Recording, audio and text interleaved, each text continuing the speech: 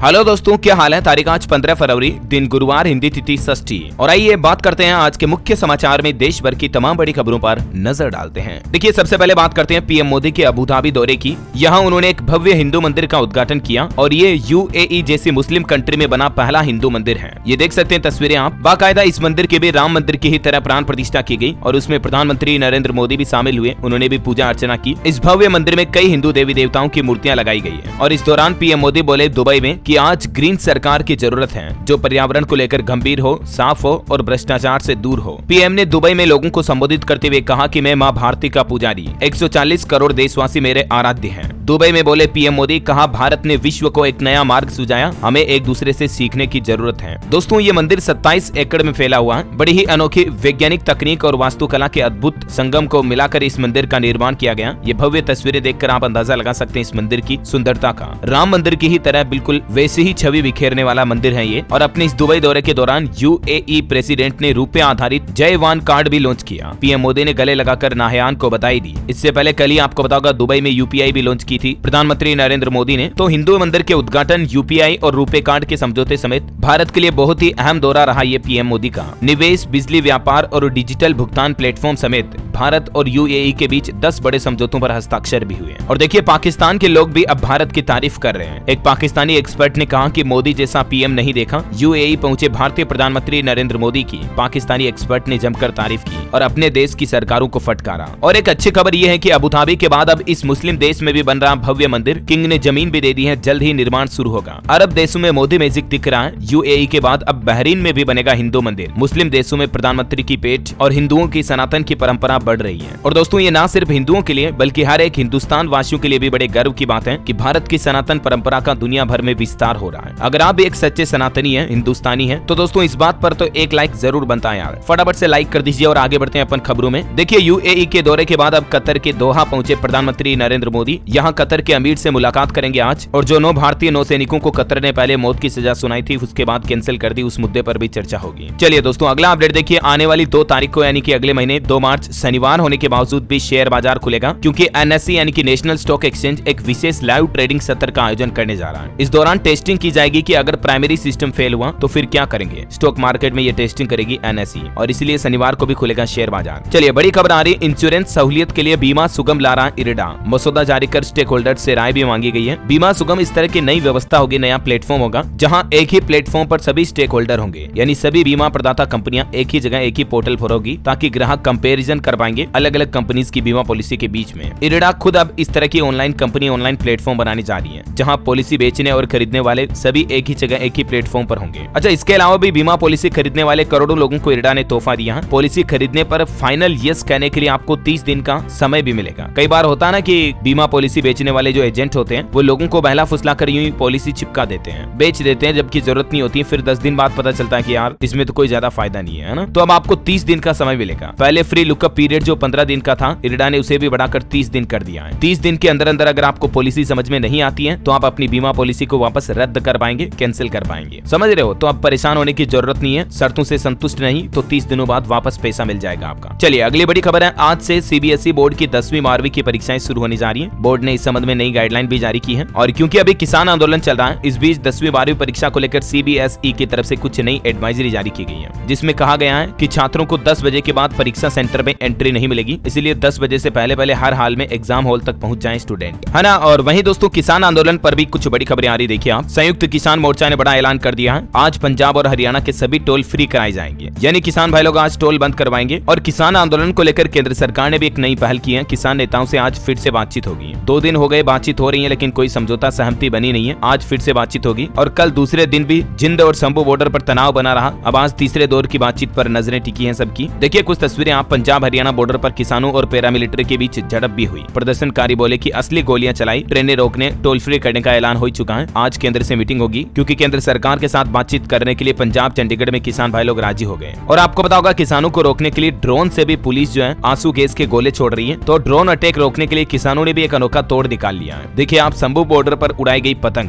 किसानों की ये टेक्निक देखकर पुलिस भी हैरान हो गई, क्योंकि पतंग की डोर में उलझ जाते हैं और ड्रोन नीचे गिर जाते हैं। तो इसीलिए किसानों ने बॉर्डर पर पतंग उड़ाना भी शुरू कर दिया। ये तस्वीरें आप देख सकते हैं। और देखिए, किसानों को लेकर कांग्रेस के राहुल गांधी का कहना है कि एमएसपी पर किसानों से वादा खिलाफी की गई। पीएम मोदी को माफी मांगनी चाहिए। और कल 16 तारीख को तो किसान आंदोलन के बीच भारत बंद का भी ऐलान कर दिया है किसानों ने और देशव्यापी हड़ताल का भी आह्वान किया गया है। वही खबर है दोस्तों, झारखंड राज्य में राहुल गांधी की भारत जोड़ो न्याय यात्रा का दूसरा चरण रद्द किया गया। किसान संगठनों के दिल्ली मार्च के मद्देनजर झारखंड राज्य के सभी कार्यक्रम जो है वो रद्द कर दिए गए हैं, है ना। तो ये किसान आंदोलन को लेकर लेटेस्ट अपडेट चल रहे हैं। और देखिए आप फिलहाल अगली बड़ी खबर, ब्रिटिश काउंसिल की तरफ से बड़ा ऐलान किया गया, पढ़ाई के लिए भारतीय छात्रों को देगी 10.5 लाख रुपए तक की छात्रवृत्ति। हर साल बड़ी संख्या में भारतीय स्टूडेंट्स जो हैं विभिन्न देशों में पढ़ाई के लिए जाते हैं, लेकिन अब ब्रिटेन में पढ़ने जाने वाले स्टूडेंट्स के लिए बड़ी अच्छी खबर आई है। ब्रिटिश काउंसिल ने भारतीय छात्रों के लिए एक स्कॉलरशिप योजना का ऐलान किया है। आधिकारिक बयान के मुताबिक साल 2024-25 शैक्षणिक वर्ष के लिए यूके में 1 वर्षीय स्नातकोत्तर पाठ्यक्रम के लिए ट्यूशन फीस के लिए ये ग्रेट स्कॉलरशिप का भुगतान किया जाएगा। चलिए अगली बड़ी खबर है, भारतीय रिजर्व बैंक का आरबीआई का बड़ा फैसला, कमर्शियल कार्ड से वेंडर को होने वाले पेमेंट पर रोक लगा दी गई है। रिजर्व बैंक ने वीजा और मास्टर कार्ड जैसे पेमेंट गेटवे से कहा है कि वह कमर्शियल कार्ड के इस्तेमाल से वेंडर को दी जाने वाली सभी पेमेंट पर रोक लगाए, क्योंकि कई मर्चेंट कार्ड पेमेंट के लिए ऑथोराइज्ड नहीं है। इसके बावजूद उनसे पेमेंट हो रहा है तो ग्राहकों के साथ कुछ धोखाधड़ी भी हो सकती है और इसीलिए कार्ड इश्यूअर को आरबीआई की तरफ से ये नोटिस जारी किया गया है। और वहीं पेटीएम पर भी बड़ी खबर आ रही, देखिए आप, ईडी ने पेटीएम पेमेंट बैंक से विदेशी ट्रांजैक्शन की डिटेल मांगी। इससे पहले आरबीआई से जानकारी मांगी थी। पेटीएम के खिलाफ एफईएमए के तहत मुकदमा भी दर्ज हुआ। और आपको ये बात तो पता ही होगी, 29 फरवरी के बाद पेटीएम पेमेंट्स बैंक और पेटीएम वॉलेट में पैसे डिपॉजिट होना बंद हो जाएंगे और उसके बाद आपका फास्टैग भी काम नहीं करेगा बैलेंस नहीं होने पर। तो आप अपने फास्टैग को किसी और कंपनी में शिफ्ट कर ले पेटीएम के फास्टैग को डीएक्टिवेट करके। इसकी क्या प्रोसेस है, कुछ स्टेप्स आप स्क्रीन पर देख सकते हैं। पेटीएम के स्टॉक में भी 10% की और गिरावट देखी गई, ये खबरें सामने आने के बाद। चलिए दोस्तों अगली बड़ी अच्छी खबर आ रही है, साफ सुथरे तरीके से तैयार होगी गुजरात में बिजली, 1 करोड़ से भी ज्यादा घर होंगे रोशन, 15,000 लोगों को इससे नौकरी भी मिलेगी। दरअसल मैंने आपको डीएलएस न्यूज पर बताया था ना कल कि अडानी ने दुनिया का सबसे बड़ा सोलर प्लांट शुरू कर दिया है। हालांकि अभी इसके पहले चरण में केवल 551 मेगावाट बिजली बनेगी, लेकिन अडानी के इस अनाउंसमेंट के बाद ग्रीन एनर्जी के स्टॉक में भी 4% की बढ़ोतरी देखी गई। ये देख सकते हैं आप स्टॉक का रेशियो भी। गौतम अडानी की तरफ से ऑफिशियली ट्वीट करके इस बात की जानकारी दी गई। गुजरात के खावड़ा में ये दुनिया का सबसे बड़ा सोलर पावर प्लांट बनाया जा रहा है, जिसका टोटल एरिया 726 स्क्वायर किलोमीटर में फैला हुआ है और इससे 30 गीगावाट क्लीन एनर्जी जनरेट होगी, जिससे लगभग 2 करोड़ घरों में 1 करोड़ 80 लाख घरों में बिजली मिलेगी। ग्रीन एनर्जी को बढ़ावा देने के लिए वाकई में अडानी ग्रीन की शानदार पहल है ये। चलिए अगली खबर देखिए दोस्तों, हाईकोर्ट ने एक केस की सुनवाई करते हुए कहा कि पति का मां को पैसे देना और वक्त देना कोई घरेलू हिंसा नहीं है पत्नी पर। एक महिला ने घरेलू हिंसा का आरोप ये कहते हुए लगाया कि मेरा पति उसकी मां को टाइम देता, उसकी मां को पैसे देता, तो ये क्या बात हुई।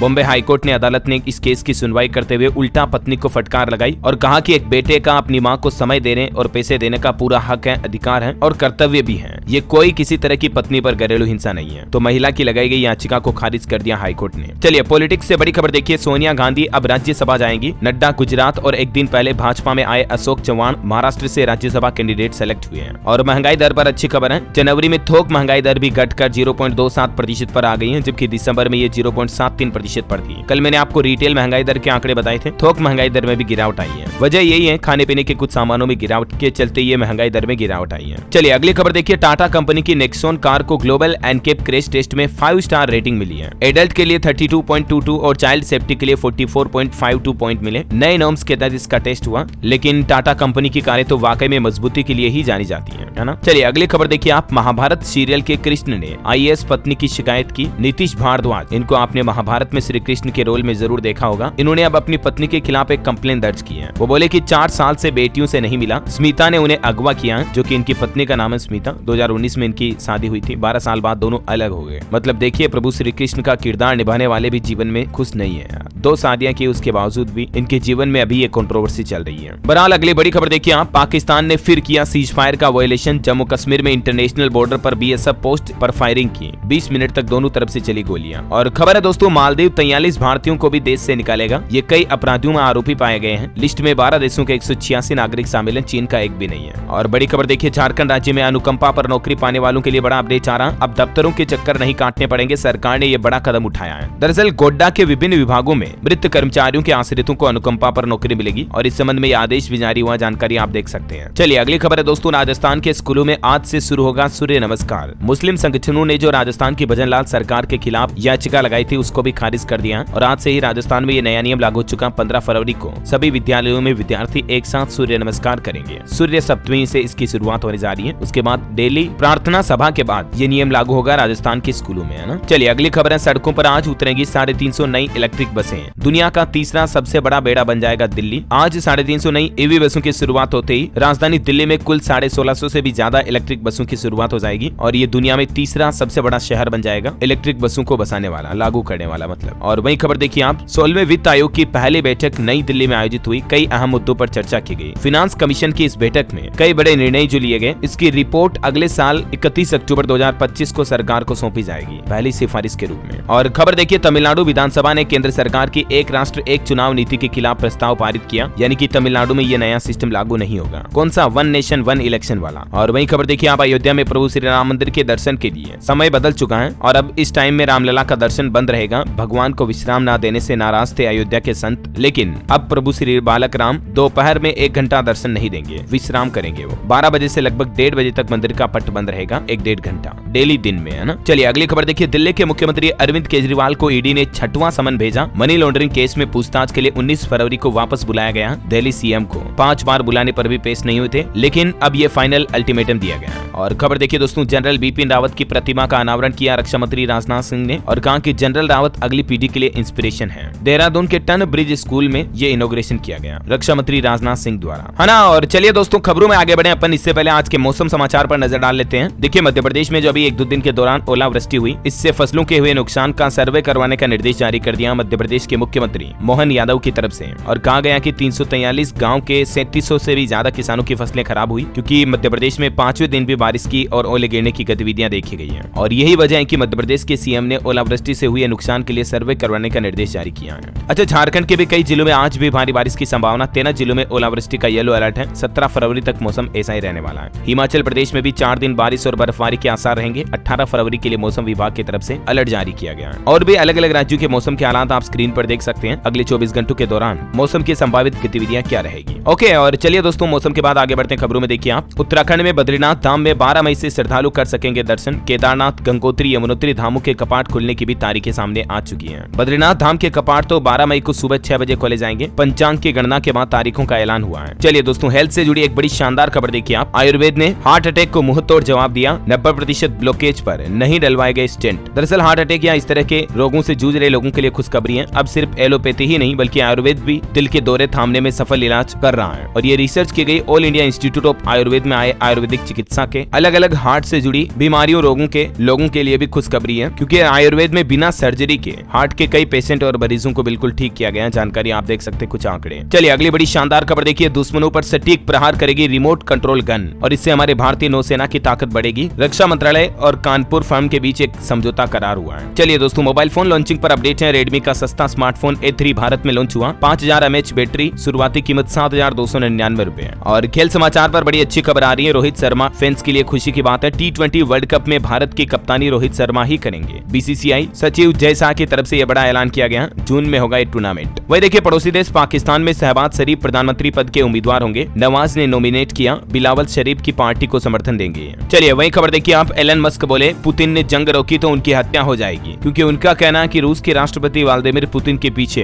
कई बड़ी ताकतों का हाथ है। और खबर देखिए आप, मराठा आरक्षण के आंदोलनकर्ता मनोज जरांगे की 5वें दिन तबियत बिगड़ी। सरकार ने मराठा आरक्षण के लिए विधानसभा का विशेष सत्र भी बुलाया। 1 दिन का होगा ये विशेष सत्र। 20 फरवरी को मराठा आरक्षण को लेकर चर्चा भी होगी। बड़ी खबर है, राजस्थान में 2 नई रेल परियोजनाओं को मंजूरी मिली। 1681 करोड़ रुपए की लागत से मेड़ता राष्ट्र और मेड़ता पुष्कर रेल लाइन बिछाई जाएगी। 9 नए रेलवे स्टेशन भी बनाए जाएंगे। चलिए वहीं हिमाचल प्रदेश में भी मुख्यमंत्री सुखविंदर सिंह सुक्खू की कैबिनेट बैठक हुई, जिसमें कई बड़े फैसले लिए गए। एक तो 80 पद माइनिंग गार्ड के भरे जाएंगे। 5.5 साल के बच्चों को एडमिशन देने की मंजूरी दी गई। हिमाचल में शिमला धर्मशाला के बीच भी फ्लाइट सेवाएं शुरू होगी और हिमाचल से दिल्ली के लिए बस सेवा शुरू हुई। पुलिस की एडवाइजरी पर नए रूट से भेजी गई। यात्रियों की सुविधा के लिए हेल्पलाइन नंबर भी जारी हुआ। ये देख सकते हैं आप, HRTC का कंट्रोल रूम नंबर। और वहीं हिमाचल के साथ ही उत्तराखंड के मुख्यमंत्री पुष्कर सिंह धामी सरकार की कैबिनेट बैठक भी हुई। इसमें 14 बड़े फैसले लिए गए। उत्तराखंड राज्य में नई आबकारी नीति पर मुहर लगी। 4400 करोड़ का लक्ष्य रखा है। बजट सत्र गैरसैंण की जगह देहरादून में करने का निर्णय लिया गया। जी हाँ, कैबिनेट बैठक के कुछ बड़े फैसले देखिए। प्राइवेट सुरक्षा प्रदान करने वाली कंपनियों को रजिस्ट्रेशन कराना होगा। भाषा संस्थान और एकेडमी के लिए भी 41 पद सृजित किए जाएंगे। और वहीं देखिए, उत्तराखंड में पहाड़ में माइक्रो डिस्टिलेशन इकाइयां बनाई जाएगी। डिपार्टमेंटल स्टोर में बिकेगी अब शराब, है ना। ये और पूरी आप लिस्ट देख सकते हैं। उत्तराखंड के मुख्यमंत्री पुष्कर सिंह धामी कैबिनेट की बैठक में क्या क्या बड़े फैसले लिए गए। हिमाचल में भी एक फैसला ये लिया गया, जिसमें अगले सत्र से 6 साल से ज्यादा आयु वाले बच्चों को ही एडमिशन मिलेगा स्कूलों में। मुख्यमंत्री सुखविंदर सिंह सुक्खू की की अध्यक्षता में ये अहम फैसला लिया गया। चलिए अगली बड़ी खबर देखिए। अब बिहार के इस शहर से शुरू होगी हवाई सेवा। रनवे निर्माण के लिए 4 करोड़ 64 लाख रुपए का बजट भी जारी हुआ। दरअसल बिहार के भागलपुर में ये नया एयरपोर्ट निर्माण के लिए केंद्र सरकार को पहले प्रस्ताव भेजा गया था, अब उसके लिए बजट जारी हो चुका है। वहीं देखिए बड़ी खबर, अब इंदिरा गांधी और नरगिस दत्त के नाम से नहीं दिया जाएगा नेशनल फिल्म अवार्ड, और भी कई पुरस्कारों के नाम में फेरबदल किया गया है। दरअसल एक तो अब नेशनल फिल्म अवार्ड की कैटेगरी से इंदिरा गांधी और नरगिस दत्त का नाम हट चुका है। बताया जा रहा है कि सूचना और प्रसारण मंत्रालय की कमेटी के विचार विमर्श के बाद ये फैसला लिया गया। इन सम्मान को अब सामाजिक राष्ट्रीय सामाजिक मूल्यों का बढ़ावा देने के मद्देनजर बेस्ट फीचर फिल्म अवार्ड के नाम से जाना जाएगा। और वहीं अब डायरेक्टर के बेस्ट डेब्यू फिल्म के लिए इंदिरा गांधी अवार्ड का नाम बदलकर डायरेक्टर की बेस्ट डेब्यू फिल्म अवार्ड कर दिया गया है। इसके अलावा भी कुछ और लिस्ट आप देख सकते हैं जिन अवार्ड्स के नाम में परिवर्तन किया गया सरकार की तरफ से। चलिए अगली खबर है, शिक्षक बनने के लिए नियमों में बदलाव हुआ। अब 12वीं कक्षा को पढ़ाने के लिए भी जरूरी होगा TET।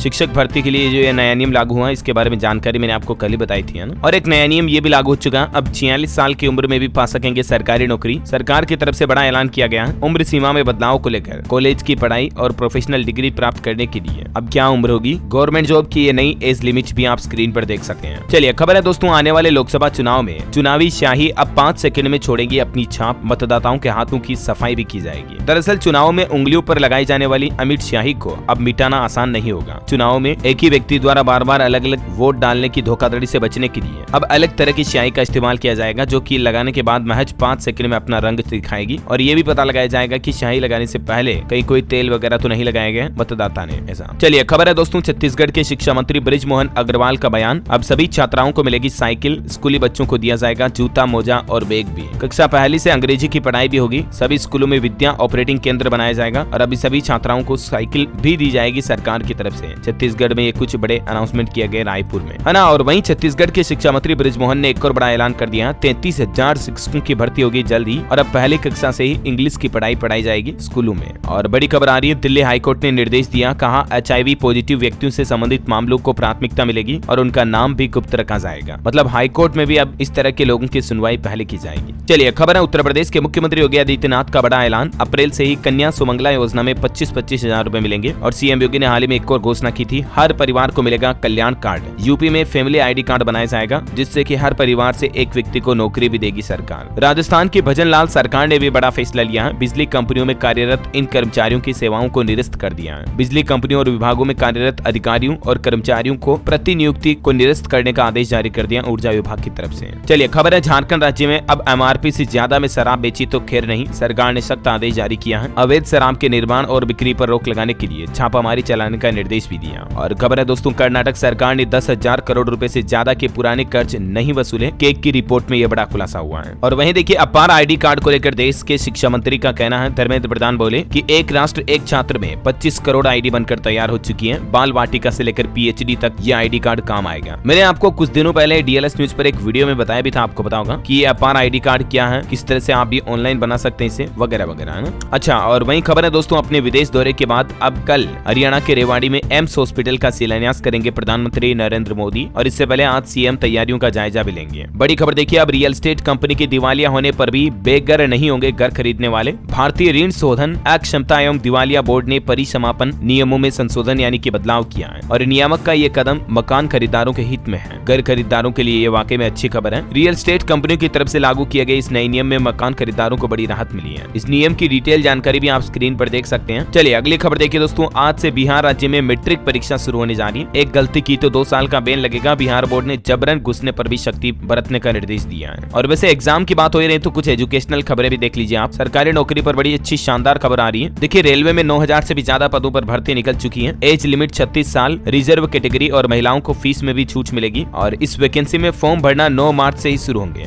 मतलब अगले महीने की 9 तारीख से। और लास्ट डेट रहेगी 8 अप्रैल 2024। टोटल नंबर ऑफ पोस्ट 9,000 है। टेक्नीशियन के पदों पर वैकेंसी निकली हुई है। ओके, ज्यादा जानकारी आप इंडियन रेलवे के ऑफिशियल पोर्टल पर चेक कर लीजिएगा। और वहीं सरकारी नौकरी पर एक और खबर है, UPSC सिविल सर्विस एग्जाम के लिए भी आवेदन शुरू हुए। 1056 वैकेंसीज के लिए इस बार ये परीक्षा होगी। इसकी लास्ट डेट 5 मार्च 2024 है। आवेदन भरना 14 तारीख से ही शुरू हो चुके हैं, कल से। अच्छा, एक अनोखी खबर देखिए, हरियाणा के जुड़वा भाइयों ने JEE मेंस परीक्षा पास की। दोनों ने देश के 23 टॉपरों में शामिल हुए। दोनों दिन में 15 घंटे पढ़ाई करते हैं, मां ने सिखाया मैथ। हरियाणा के गुरुग्राम के ये दोनों सगे जुड़वा भाई, जिन्होंने वाकई में सफलता की एक नई मिसाल और कामयाबी की नई पहचान दी है। वहीं राजस्थान में भी 5,231 पदों पर भर्ती निकली हुई है। एज लिमिट 40 साल, 12वीं पास के लिए भी मौका है। आवेदन 20 तारीख से शुरू होंगे, लास्ट डेट 20 मार्च होगी। आंगनबाड़ी कार्यकर्ताओं के 5000 से ज्यादा पदों पर यह वैकेंसी निकली हुई है। कॉलेज एडमिशन पर अपडेट है। गेट 2024 के आंसर की 21 फरवरी को जारी होगी। 22 से 25 फरवरी तक दर्ज करा सकेंगे ऑब्जेक्शन। अच्छा, रोजगार मेले पर अपडेट आ रहा है। मध्य प्रदेश के इंदौर में 20 फरवरी को लगेगा रोजगार मेला। 31 प्राइवेट कंपनियां और होटल में नौकरी पाने का मौका होगा। डिटेल आप देख सकते हैं, ठीक है। और अच्छा, एक बात आपको ये बतानी थी दोस्तों कि केंद्र सरकार की तरफ से जो पीएम सूर्य घर मुफ्त बिजली योजना लॉन्च की गई ना, जिसमें 300 यूनिट बिजली फ्री मिलेगी, 1 करोड़ घरों को रोशन किया जाएगा। तो इस योजना में फॉर्म भरने का पूरा प्रोसेस क्या है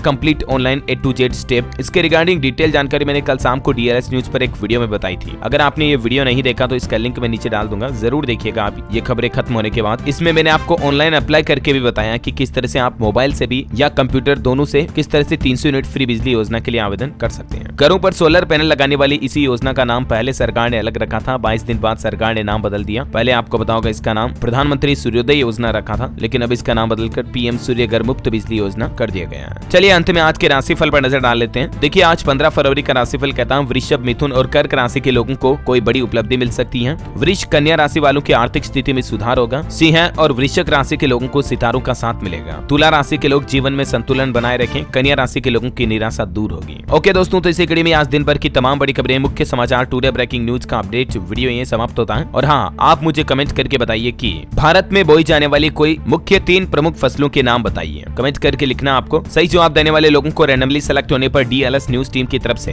एक शानदार सरप्राइज गिफ्ट जीतने का मौका मिलेगा। और इसी के साथ ही अगर आपको वीडियो अच्छा लगा तो इसे लाइक करना, शेयर भी करना। DLS न्यूज चैनल को सब्सक्राइब करके बेल आइकन जरूर दबा देना, रोजाना ऐसे इन्फॉर्मेटिव काम की खबरें देखते रहने के लिए। जय हिंद, जय भारत, वंदे मातरम।